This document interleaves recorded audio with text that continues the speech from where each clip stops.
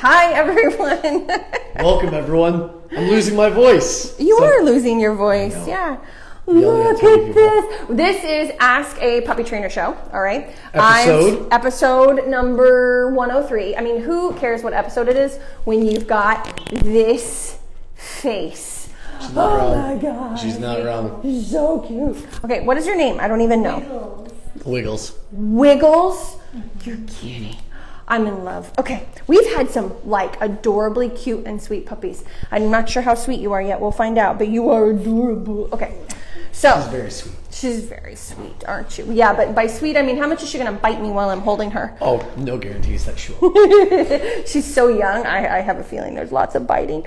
Okay, so we're gonna do question number 1. Yes, okay, sorry, I'm done. I swear, I'm done. So this is a former client, and it's a 1-year-old dog. Just so you guys know, dogs need to be under 2 years old, or we're not going to answer questions. 15-pound Cavapoo. We noticed a behavioral change after Theo was neutered. He stops and he sits down on his walks when he sees other dogs approaching. Occasionally, he'll even lay down. He won't move until the dog passes him. Either plays with him or walks by. That might not have anything to do with neutering. On occasion, he'll jump up in hopes of playing, but if it's not reciprocated, he'll move on and repeat the process, sitting, laying down until he sees another dog. Very tedious, considering he can see up to 10 dogs on an average walk. Should I allow him to sit and wait? Should I curb the behavior? Any commands I should be aware of?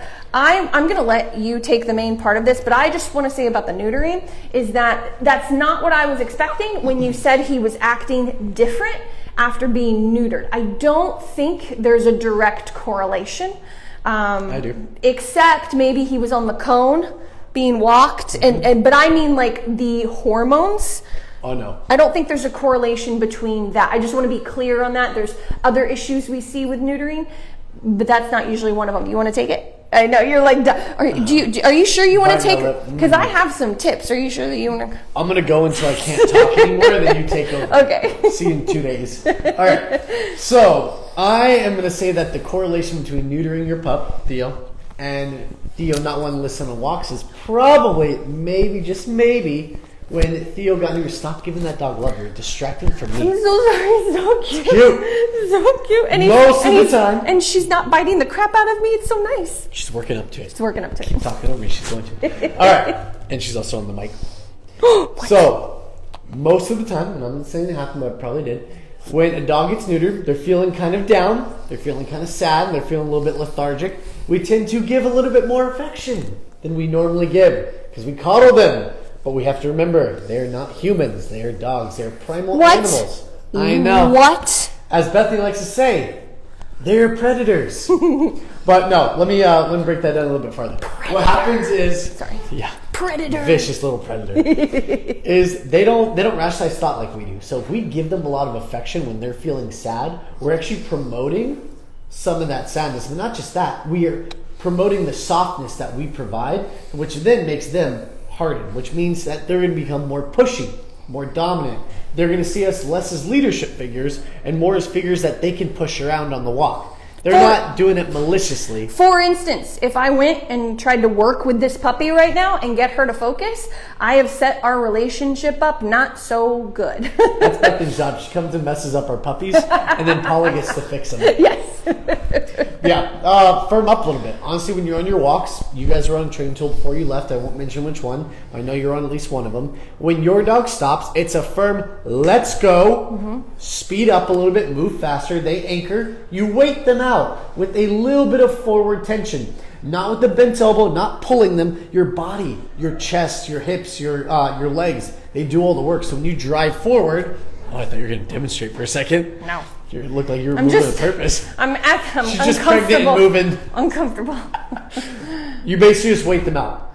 When they take that one step, that first step, give them a little bit of the pressure, let's go, motivate them to move. And basically every time they stop, you just walk with purpose. You're not walking faster, you're not walking more speedy, you're just walking. Switch directions. Oh, excuse me, yeah. switch directions. You're walking with purpose. So you're constantly moving and keeping your puppy on their toes. If they can assume you're going to do a certain thing, they've already created a counter for that. If you keep them on their toes, keep that walk a little bit more random, they can't assume anything. They have to look to you for everything. For the next 3 to 6 months, your dog should not be greeting dogs on a walk. Yes. Because every time you've allowed that to happen, you've thrown him a steak for throwing the brakes on and refusing to move. Because you're rewarding that behavior in the biggest way possible. He got exactly what he wanted, even if it's we're swimming. Where are we going? Here, do you want to go to Sparky? Oh yes, you do. So hold on to her. Stop being ornery. So it's like, even if you only greet. Now I get bit. I know. I got it. She started biting. It's my fault. I was like so in love with how she looks. So where was I? I'm just totally. She's kind of going for it. You can pass it off. We're good. You're gonna handle it. You're gonna okay. Sorry. So even if it's only 1 in every 10 dogs, it doesn't matter. You've opened up that window that if you behave this way, occasionally you're gonna get exactly what you want. And you know what's coming next? Barking. I would not be surprised once you start to get more control over this walk, you're going to start to get barking, because he's like, well, this isn't working anymore, so I'm going to try something else. Escalation. Because you've accidentally rewarded it with the biggest reward possible, getting to forget about you and get what he wants and say hi on a walk. You need to go back to making the walks about you. And so as soon as you see a dog, try to be preventative. You won't be able to in the beginning, but pretty soon you'll be able to. As soon as he sees a dog and he's going to start crouching maybe right away, let's go, turn directions. Walk until he's with you. He's going to crane his neck back. You're like, nope, let's go. Give him a little tug, keep moving. And then once he gets into a groove, turn and head towards the dog again. Now the dog is probably already long gone, crossed the street, whatever. That's fine. That's good. He'll still be looking for him. He'll still be looking, and then he might find him across the street. And do your turns and stop and sit. Make the walk about you again. Okay, do you have anything to tag on? Or are we good? Good. Okay, Tammy Francine says 5-month-old mini Goldendoodle. Just a reminder, guys, we need age and breed. So thank you very much, Tammy. 5 months, because it matters. The 1-year-old advice we gave Theo is going to be, you can be much firmer with Theo than the 5-month-old mini Goldendoodle. Okay, anyway, walks around the block. Since he was 3.5 months old. At least 3 times a day. Lately, I've been trying to expand our route, but every time I do, he sits down and won't move. Yeah, because you've hit a comfortable factor. How can I help him expand his walking area? The biggest thing I like people to do is get in their car and go a few blocks down. Make sure on the weekends you're starting to take him to a different area, no matter where you live. It could be a different part of the neighborhood, or it could be a park. Do something different. Get him exposed to more where you aren't having to fight with him. Okay, that would be one thing. What about addressing it directly? Well, for one, I'm doing the same thing with the Let's Go as we just gave for Theo. But not a pop. But not like a tug and pop? Release. Well, to Theo, I said tug, and that's my nice. That's my nice way of saying. I was getting bit at the time. That's my nice way of saying pop the leash. But that's a 1-year-old dog. So with the 5-month-old dog, it's all guidance based. And also, what I'll try to do is I want to build comfort at that boundary, at that barrier. I'm probably going to do a training session out there, even if it's something as simple as heel sit. Dog looks at another dog. Puppy come, get him to break away for a second, or puppy let's go, food. Sit good, treat. So you're basically building motivation, you're building almost like this comfort, and you're creating a brand new comfort zone in this area. And then without even realizing it, I just did come past that barrier, okay, puppy's done. I just did come past that barrier, past that boundary a couple times in a row, and now my puppy is in the area that was not the comfort zone. Let's go, continue walking a few steps. So that's how I personally expand my barrier, is one, I walk with purpose. I get them in that spot to where I know they're a bit uncomfortable. Okay, she's done. Them through it. Hang on. She's done. She's so cute. I want to keep her, but she's done. Bye, Wiggles. I train them through it. I work them through it, and then eventually I push them to that next level. 5-month-old dog. I waited. I made sure you were finished. You didn't even listen. You're about to repeat information I just said. No, I wasn't. I'm going to talk about food. I listened. I can multitask, unlike some people. I cannot multitask. I know. Okay, so This recording's gonna be brutal for you. Why? Because you're moving and blocking the mic every I am not. Okay, so and it's not her, it's Josh anyway. So we don't mind brutalizing Josh. It's fine. So it's 5-month-old puppy. Let's build up some food work. So let's make sure that in the house, your dog is working for food. Now, it doesn't have to be tons of excitement. In fact, I was just at the park with a 5-month-old overexcited dog with food, and we actually pulled food at the park and did calmer, less food. But that's because they have done so much good work at home building food drive that we were able to even do that. So you gotta have some food drive. And you know, I hear all the time, my puppy has no food drive, my puppy has no food drive. I'm just going to be honest, every time I work with that puppy and I'm like, skip morning and evening meal, and by skip, I don't mean don't feed them. I mean, offer it through work, through working in the house, on your heel, on your let's go, stop and sit, stay, all that come.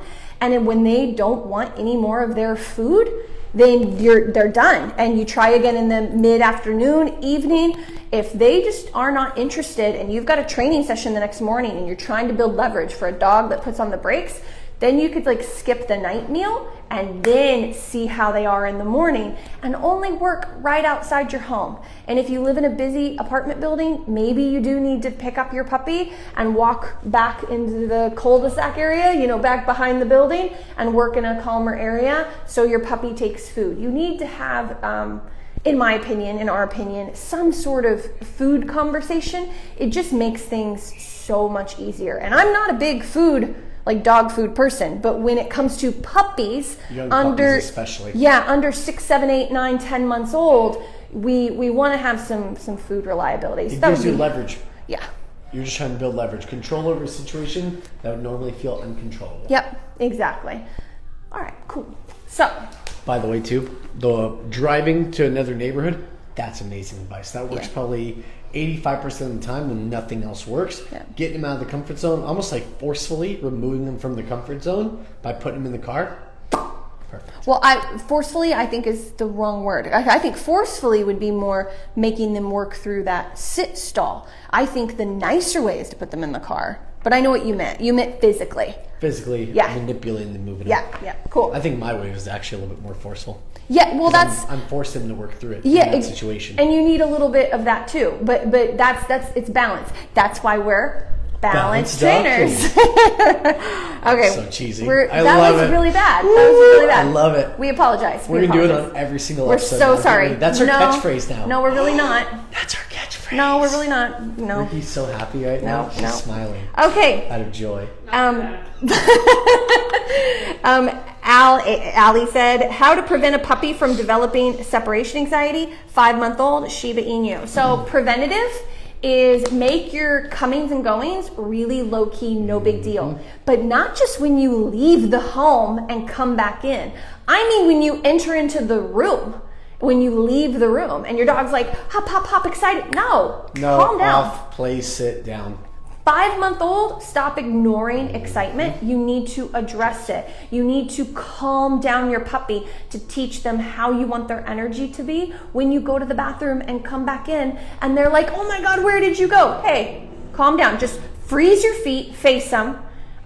Hey, I like to say hey, no, whatever you want to do, and just freeze. And if they jump up on you, you can kind of bump them off a little, but keep your feet frozen. Breathe, have a firm, authoritative, calm energy. Take a couple steps. They jump up on you again. No, bump them off. Settle down. You might need a leash to do this. It just depends. I want to mention something too. Can you give your hey and your no one more time? Hey. Did that sound like 99.999% of the people out there who do the no? Hey. I can't even do it. My voice is cracked. Your voice is cracked. I can't even do it. But I don't even like to use no a lot. I like to use like no or nope, a bit more neutral. I'm not even talking about that. I'm talking about the voice. Oh, yeah, I'm talking about the high-pitched voice. You talk to your puppy with a high-pitched voice, you became part of the problem. Yep. No. Yeah, but you can also become part of the solution too. Firm up your voice. Teach your puppy that you are a leadership figure and not just a moment, not just something that gives them affection and love. Yeah. And you transfer that whole relationship to something a a little bit stronger. Honestly, frankly, a lot stronger. Calm, confident leadership. You just said she can become part of the solution. I feel like we sound like inspirational toilet paper rolls or something today. You know, like the little inspirational toilet You think I'm good enough to be on toilet paper? Wow. But anyway, that's the biggest way. That's the biggest way. Okay, Holly Quinn says, what do you suggest for a puppy pulling on slip lead? Do you have harness recommendations? I don't know the age or breed of your puppy, and I'm not trying to be mean, Holly. I swear I'm not trying to be mean. But if you're having issues with head control with your puppy on slip leash, let's assume this puppy is 5, 6, 7 months old. I'm going to say you need one-on-one lessons on handling or a deep dive into YouTube videos on handling, not a harness. A harness was literally designed for comfortable pulling. It promotes it. That is why it's a harness. Yep. And you could do a front clip harness, but we only recommend those on fully grown puppies, which is 18 to 24 months. We suggest that you do not use them on puppies younger than that because of how it affects their movement and their growth plates and things like that. Studies on it too. Yeah. I think UCLA even has one for it. Yeah. So I'm not trying to just brush you off, but if you're struggling with slip leash issues and you need to make sure it's high on the neck, you know who a good person to follow for that kind of stuff is? Sherry Lucas. Sherry Lucas is a great person to get some better feedback on that. We don't focus a lot on that because we're doing puppy stuff. We do a little, but it's not a hard focus of ours for the puppy stuff. Sherry's content is all slip leash based, so that would be a good place to start. The one thing we can give you though is work in your home, backyard, front yard, sidewalk in front of your home, because you're close to an out. You're close to an exit when your puppy gets overstimulated. Yeah, and it has to stay high on the neck. That's the whole point. If there's a soft part right here, if it gets down into here, behind the jawline, and then knot on the top of their head. You want to follow the jawline, be right behind that knot. Because as soon as it falls, it becomes like a flat collar or a harness, and that's which also promotes a lot of pulling. Yep. The top kind of hits the gag reflex more than anything. And you'll get. Yep. Okay. Scottage Farm says small dog tips. 13 weeks, so 6-pound Chihuahua. Good luck. Good. Let us know how it goes. No, I'm just kidding. Baby shark. So yeah, I've got a miniature Dachshund right now, and you want to talk about challenging? Like the legs are this close to the ground, and so my body blocking for like teaching spatial pressure. Well, dogs already know spatial pressure, but they tend to forget it when they're on the couch all the time and in your lap and adorable and little and cute. So one of the tweaks I've had to make, and I have to be really conscious of this when I'm working with this dog, is I don't lift my feet very much off the ground. I don't full on shuffle, although I did the first few days because I was worried. Or stepping on him. He gets in my way a lot, and he's got a sensitive back because those breeds, they are not as hardy when they're like sized down. So anyway, I've got some things I've really got to be conscious of. And I know a lot of Chihuahua parents that have had issues with the little thin legs jumping off couches and stuff. So spatial pressure is really important to teach. No, stay on that couch. I will come over and get you until you're fully grown. But anyway, it's to watch your feet. So you can still do all of our body language stuff. It's just much smaller movements, more gentle, and don't pick your feet up high off the ground. Slide. Yeah, you're almost shuffling, okay? Whenever you're moving in to reset your puppy in place and things like that. And honestly, not to do a shameless plug, but you're at the perfect age to join our online school if that's something that might interest you. You just go to thepuppyacademy.com and you've got our brick and mortar, and then there's an online section, and just click that and you'll get all the info that you need if that's something that you're looking for. Your dog is a good age for it. Do you have anything to add to that one? Nope. Okay, 15-week-old Cavoodle from Teddy the Cavoodle. Or no, Cavoodle. Excuse me, Cavoodle. He's barking more and more frequently at 15 weeks old. Woo! Okay. Sometimes it's nothing. It's always something. They have way better senses than we do. Other times he just wants something like dinner or your attention. Demand barking, so we got a lot of attitude. Probably a lot of freedom in the house. Not to stereotype you. I tried ignoring the behavior. I tried rewarding silence, but it's not getting me anywhere. That is because your dog's energy right now is bigger than yours. It's bigger than yours. Bring him down a little bit. Yep. Would love some tips before I lose my hearing. Thanks. High pitch puppy bark.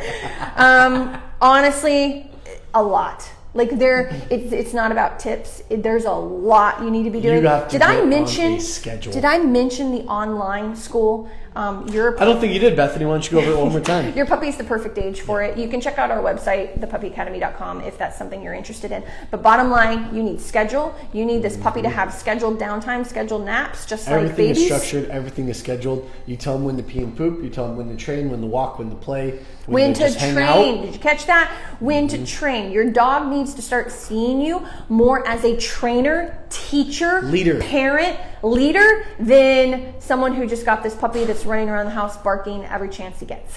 But the problem is that this puppy is really cute. I'm going to have to see the puppy. I already know it's cute. So we are holding it in our lap and giving it a lot of affection. I'm making an assumption. Or just looking at it like, oh, like I was that puppy that was just in here. I was just overcome. She's ruined Paula's whole training session. I know. That's a Cocker Spaniel, right? That's one of my favorite breeds. It's one of my favorite breeds, and I've never owned one. I've worked with them, and so when I saw her and those big googly eyes, my heart just melted. And I don't have to work with that dog, so I spoiled it. But if I owned that dog, I would have to reel myself in on a daily basis. Like when I pull out my phone, like here's how serious I am about this stuff. When you pull out your phone for your Instagram pictures and everything is dogs, you got like a few kids on there and like everything is your new puppy. It's like, be low key about it. You're just like, tick, tick, tick, tick, tick, tick. Don't be like, oh my God. Because that energy that you're constantly dishing out for the cuteness, it is undermining any work that you put in. That's why this dog is demand barking at you like crazy. And then at the end of the day, you might just have a really pushy, I'm always going to refer to Bridget Jones. You're always going to have a Bridget Jones dog. We had this. Good old Bridget Jones. She's still with us. She's still with us. With a tiny little dog who reminds me of my elderly dog, Happy, that is just, the energy is stronger than mine.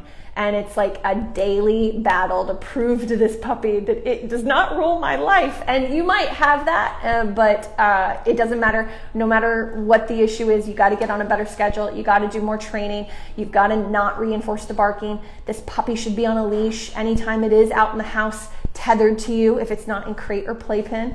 What else? Quick tips? I'm a numbers guy. If I have a ratio of how much affection I'm giving, it's going to be 4-to-1 affection versus, or 4-to-1 training versus affection. So for every 5 minutes of love, we give 1 minute of affection. 5-to-1 ratio. 5-to-1.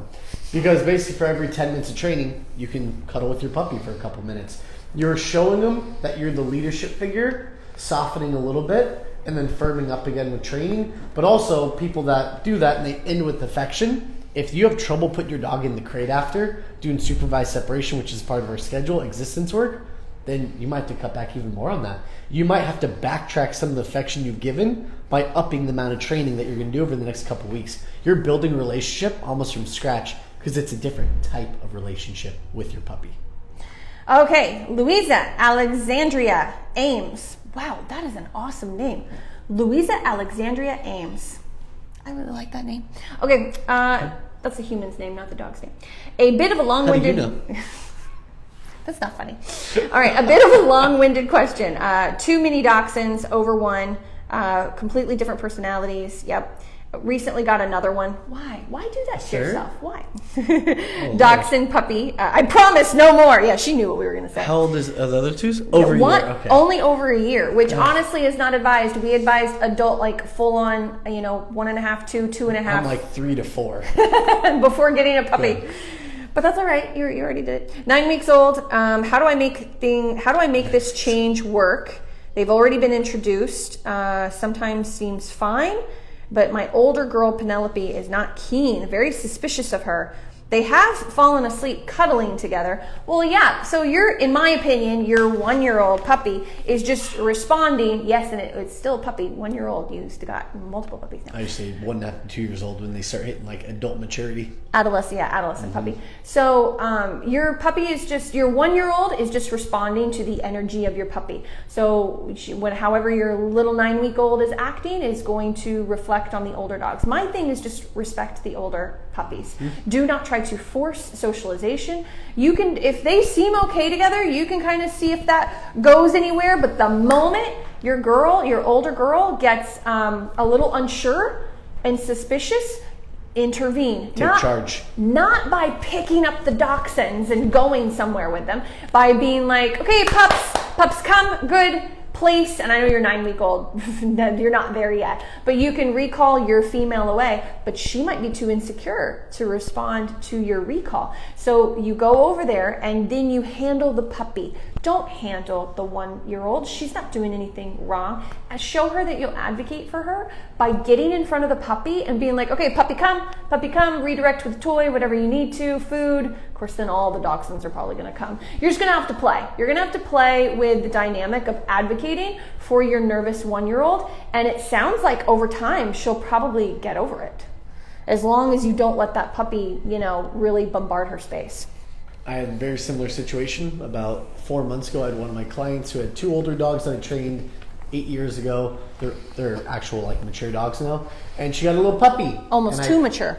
Almost too mature. Almost too mature. And the puppy she got about a year and a half ago. I trained it when she first got it. Very young, very smart puppy. And the 4 months ago when she recontacted me, it was my puppy is now attacking both of the older dogs. One of them will kind of put him back in his place, but one of them just submits and basically gets attacked. And I said, why do they have the opportunity to make that decision? Because one, she didn't really do too much of the crating for any of the dogs, but I basically told her you have to crate train your dog now. You don't really have a choice anymore. Yeah. So crate training is a huge part of developing structure and creating leadership. That's how you tell your puppy what they do throughout the day, because they're on a tight schedule. Yeah. But if you don't do it now, most people have to do it later. So my perfect advice would be get on a schedule, join our online school, come to our Wednesday lives every Wednesday at 4 p.m. and all of your questions will be answered. I promise you that. Okay, Hannah. See, I did that. Yes, I know I did. It was very shameless. Good. And it was smooth. It was really Was smooth it? And then I plug. called it out. Smooth plug. So I call it out, yeah. Yeah, it's good. All right, Hannah says 4-month-old Goldie keeps stopping and sitting on our walks, refusing to get up. I've had to carry her back home. Help. Hannah, 4-year-old what? Goldie? 4-month-old Goldie. Oh, I think I said 4 years. Hannah, we actually answered this question kind of in 2 questions earlier. So if you look in the description, Very first 2. if you look in the description, this will be uploaded to YouTube in full form. You'll see that question answered. So I'm not trying to push you off, but it's the same one that we had earlier. Okay, and please, Hannah, hit us back up with a follow-up. After you hear our answer, try it for a week, and please hit us back up with a follow-up, and we'll go from there. Okay, Valerie says, I need advice. We are about to get a puppy where we live. We have grass, but it's not gated, and I want to potty train as soon as I can.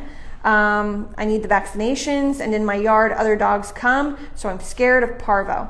Honestly, I would do a gated off section. So if I'm you and I only have a front yard that other dogs have access to, what I would do is I would just go get a wire gate of some sort. Like you can just get a folding wire gate that's kind of like a playpen, and maybe just section off an area in your yard closer to your front door. I'm guessing this is like the front yard area. And then it's a cheap way, it might fall down in the wind, but you can put it back up. It's a really cheap way to have a sectioned off area. You could also get a potty patch from Amazon, and then there's companies now that do it. They send you a potty patch of grass in a wooden frame. 1-800-GRASS. That's a company. Okay. Yeah. In California? Yep. I mean, in general? I don't know about in general, but I know in California, 1-800-GRASS. That's not what I expected. Okay, anyway. I know what it sounds like now. Because of California especially. It's not weed. It's actual grass. I promise you, it's actual grass. We have multiple recommendations for multiple behavioral issues. Amazon too, I think, does it. Yes. I mean, probably both, actually, at this I point. clarified. Yeah. Okay. So anyway, I would try that, because you're right. You do not want to wait. So I would. That's not me. Oh my gosh, that's the first time it's ever happened. I'm so sorry. Okay. One more thing, and then we are going to go, because I'm going to keep this really quick. This is one you didn't want any part of. Yeah, you just go over there. Kansas, at first, okay, it doesn't matter. You guys don't need any pretext in my brain. Kansas says, hello, I've seen your page on TikTok. Hello. Hello, TikTok. Hello, TikTok. While I was trying to figure out how to crate train my dog. He's going to be 3. Remember, I told you guys I don't answer any questions.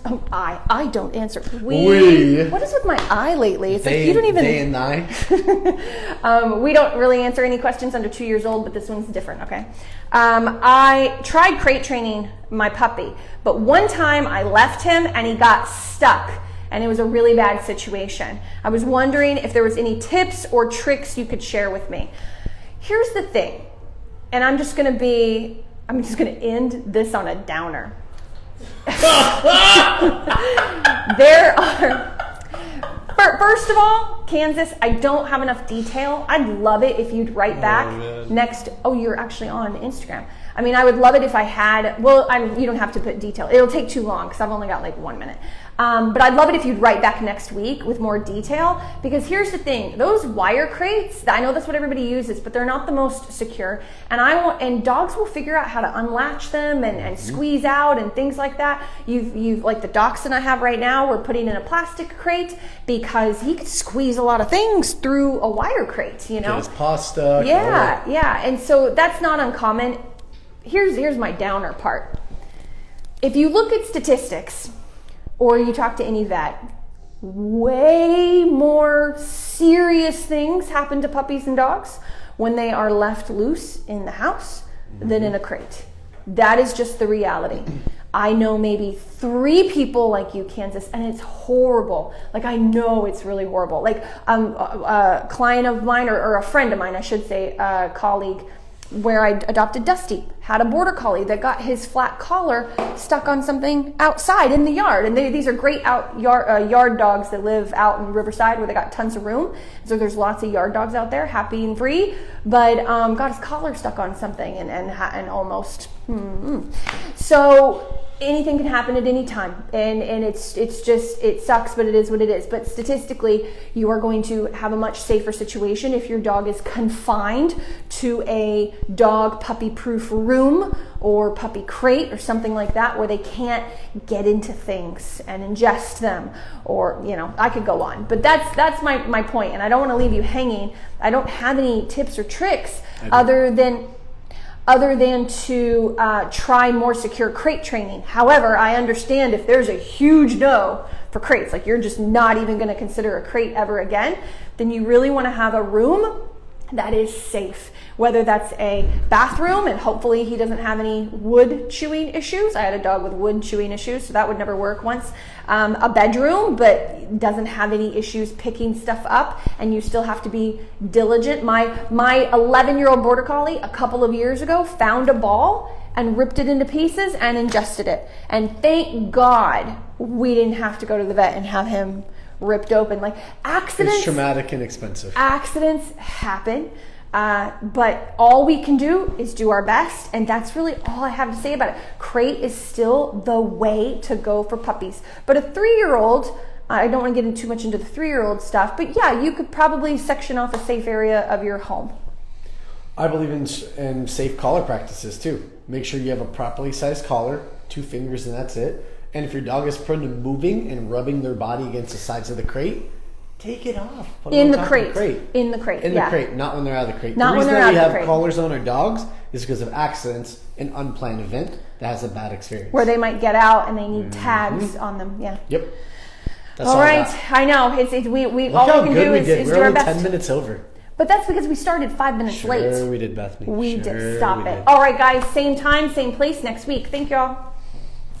Bye.